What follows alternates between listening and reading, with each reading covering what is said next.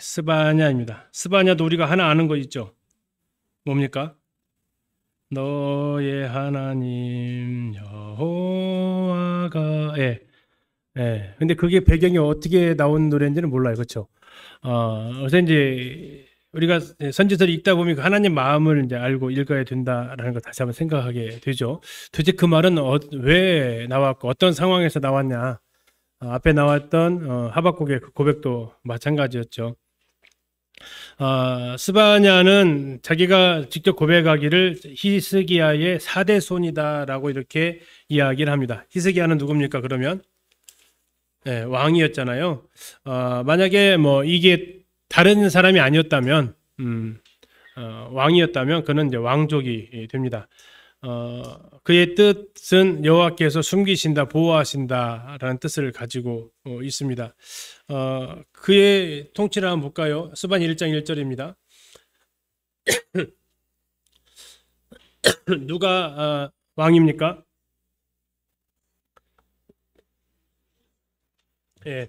므낫세, 아몬, 요시야 이렇게 요시야가 왕입니다. 요시야가 왕이면 좋은 왕 때죠. 그런데 종교 개혁을 했습니다. 근데 그 종교 개혁이 영향력이 어디까지 갔을까요? 종교 개혁의 영향력이 멀리 가지 못합니다.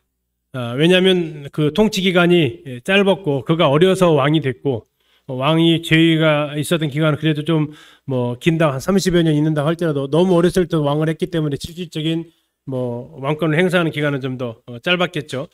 율법책을 발견하면서부터 그가 이제 이 종교 개혁을 하게 되는 그런 시점에 또 들어가기도 하고요. 더 안타까운 것은 그가 죽게 됩니다. 애굽의 바로누고의 출정을 무기토에서 막다가 죽임을 당하면서 종교 개혁이 완성을 또 맺지를 못합니다.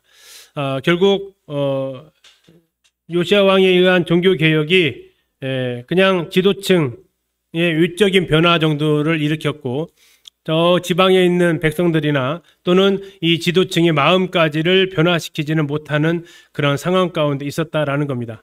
그리고 나서 우리가 잘 아시듯이 요시야 다음에 유다의 운명은 여호야스, 여호야김, 시드기야 하면서 이 3개월 11년, 3개월 11년 하면서 거의 22년, 23년 만에 나라가 망하는 걸로 가는 거죠. 여호야스, 여호야김 전부 다 주변 나라들의 눈치만 보기 바빴고 하나님 앞에 악한 왕들로 기록되어져 있습니다. 결과적으로 이 스바냐가 이 선지서 활동을 하던 시대에는 잠깐 그 요시야 왕으로 빛을 보는 듯 하다가 다시 암흑 시대로 들어가면서 결국 이제 하나님의 심판만이 남은 북이스라엘이 아수르에서 멸망당했다면 이제 바벨론에 의해서 남유다가 멸망으로 가야 되는 그런 상황을 보게 됩니다. 스바냐는 그래서 이제 외치는 거죠. 뭐가 외칩니까? 심판의 날이 다가오고 있다. 심판을 계속해서 외칩니다. 자, 구약에서 아까 요엘에서 여호와의 날이 나왔잖아요. 여호와의 날. 그것처럼 스바냐에서도 여호와의 날이 총 7번에 걸쳐서 사용이 되어집니다. 한번 찾아보실까요? 아까 우리가 요엘서에서 몇 번 나왔어요? 2번 어디다 빼먹었네. 5번 나왔죠. 이 스바냐에서는 7번 나옵니다. 1장 7절 한번 보실까요? 밑줄 한번 쳐보세요. 자, 여호와의 날이 가까웠다. 8절입니다. 여호와의 무슨 날로 나왔어요? 이번에는요. 희생의 날로 나왔습니다. 14절로 가시면요. 여호와의 큰 날로 나옵니다. 18절로 가시면요. 여호와의 분노의 날. 2장 2절도 동일합니다. 2장 2절이요. 여호와의 가운데 부분 있죠. 여호와의 분노의 날이 이르기 전에. 다음에 2장 3절이요. 또 뭐라고 나왔어요? 끝부분에 여호와의 분노의 날에. 다음에 3장 8절입니다. 뭐라고 나왔습니까?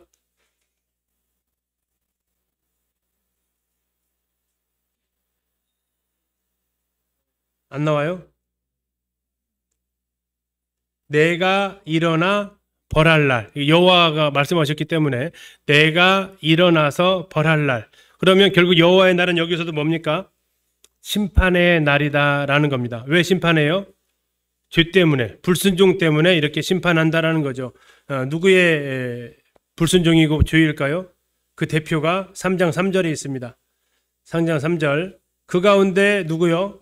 방백들, 또 그의 재판장들, 4절 그의 선지자들, 중간에 그의 제사장들, 전부 다 리더급들에 있는 그들의 부패를 심판하면서 비판하면서 결국 그들의 부패가 어디까지 이어집니까?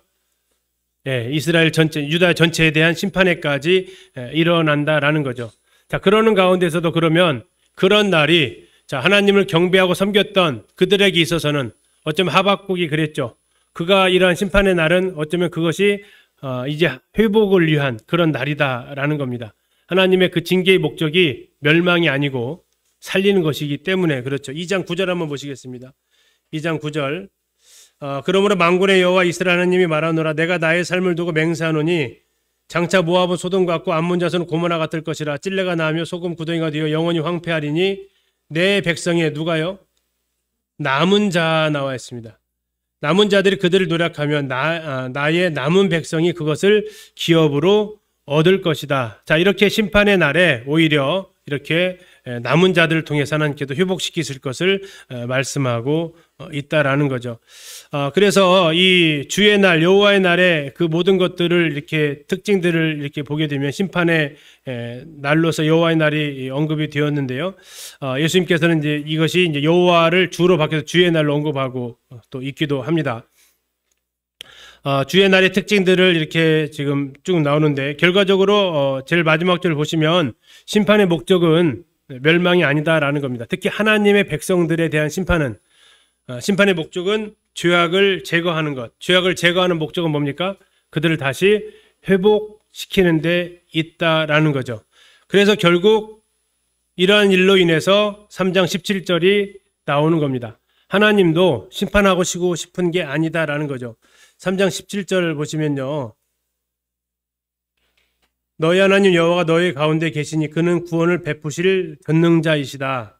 그가 너로 말미암아 기쁨을 이기지 못하고 너를 잠잠히 사랑하시고 너로 말미암아 즐거이 부르며 기뻐하실 것이다. 이 말씀이 왜 나왔냐 하는 것이죠. 이 말씀이 왜 나옵니까? 바로 하나님께서 근본이 기본적으로 그분이 가지고 계신 것이 멸망이나 또 파괴가 아니라 회복이고 다시 세우고자 하는 그것에 있음에 기인합니다. 스바냐서도 총 3장으로 되어져 있습니다. 1장 1절에서 스바냐의 소명이 나오는데요. 하나님께서 이제 스바냐를 부르십니다. 그러면서 분위기가 되게 음산하게 시작을 합니다. 심판하겠다라는 거예요. 한번 분위기를 잠깐 한번 느껴보실게요. 1장 3절입니다. 단어를 보세요. 내가 사람과 짐승을, 그 다음 읽어보세요. 제가 멈추는 데서 읽어보세요. 내가 사람과 짐승을 공중의 새와 바다의 고기와 거치게 하는 것과 악인들을 아울러 내가 사람을 땅 위에서, 그래서 4절도 계속 그런 단어가 반복이 돼요.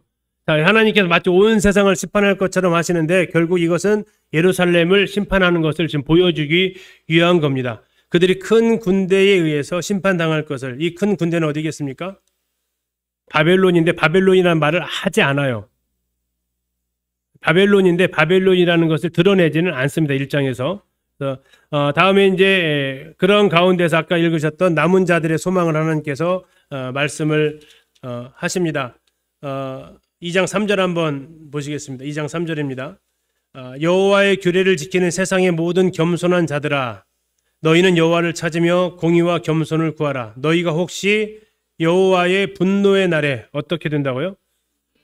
숨김을 당하면 어떻게 돼요?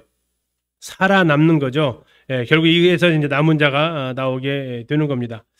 자, 이렇게 이제 거기에 대해서 말씀하고 있고, 다음 2장 4절부터 3장까지 쭉 이어지는 가운데에서 열방을 이제 심판할 것을 말씀을 하세요. 그 열방의 대상에는 블레셋, 모압, 암몬, 구스, 아수르, 니느웨가 이제 포함이 되면 이제 니느웨, 아수르는 같은 거고요. 결국 이것을 말하는데 아모스도 마찬가지입니다. 아모스도 쭉 열방 말하다가 마지막에 누구 심판한다고 했어요? 이스라엘 너라고 했어요. 결국 이것도 지금 열방 쭉 심판하신다고 하면서 3장에 들어가면 바로 누구를 심판하시는 거예요? 예루살렘 너라는 겁니다. 예루살렘 너를 하나님께서 심판하실 것이다 라는 거예요. 결국 그 심판의 목적은 멸망이 아니고 정결케 하는 거다. 정결케 되어지면 뭐 하실 수 있어요?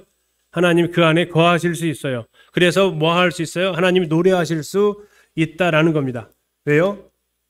하나님도 노래하고 싶다라는 거예요. 심판하고 싶은 게 아니라. 여기서 자식들한테 화내고 싶은 부모님이 어디 계세요? 행복하게 살고 싶은 그 마음이 더 크죠. 자, 이것이 이제 하나님의 마음이다라는 겁니다. 3장 9절 한번 보시겠습니다. 3장 9절. 그때에 내가 여러 백성의 입술을 어떻게 한다고요? 여러 백성은 누구겠습니까? 열방들입니다. 다음에요. 그들이 다 여호와 이름을 부르며 한 가지로 나를 섬기게 하겠다라고 이렇게 얘기하시면서 하나님께서 열방도 회복시키시고 예루살렘도 회복시키셔서 하나님이 그들 중에서 기뻐하고 즐거워하고 노래 부르시겠다라고 이렇게 이야기를 하시는 겁니다. 다시 말하면 3장 17절 이 너희 하나님 여호와가 너희 가운데 계신데 하나님 우리 가운데 계시려면 뭐가 없어야 돼요? 죄악이 없어야 된다라는 거죠. 그래서 하나님께서 그 죄악을 어떻게 없애시겠다고요?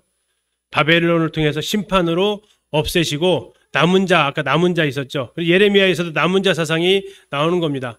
그래서 두 바구니 놓고 어느 바구니가 더 하나님께 먹음직스럽냐 그런 바구니 환상이 나오기도 했었어요. 결국 이 남은 자 사상이 여기서 다시 한번 등장을 하는 거죠. 하나님께서 그래서 깨끗게 하셔서 그들 중에 계시겠다.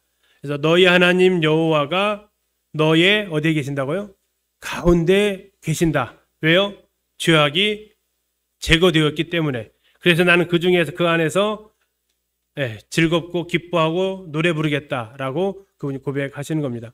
그래서 우리가 3장 17장을 노래 부를 때 우리가 생각해 둘 것은 내 안에 그분이 계시는 내가 하나님 앞에 나갈 때 거리끼는 이런 죄악들 이런 것들이 있으면 그 노래를 부를 수는 또 없는 거죠. 그거 생각하시면서 스바냐서를 같이 한번 읽도록 하시겠습니다.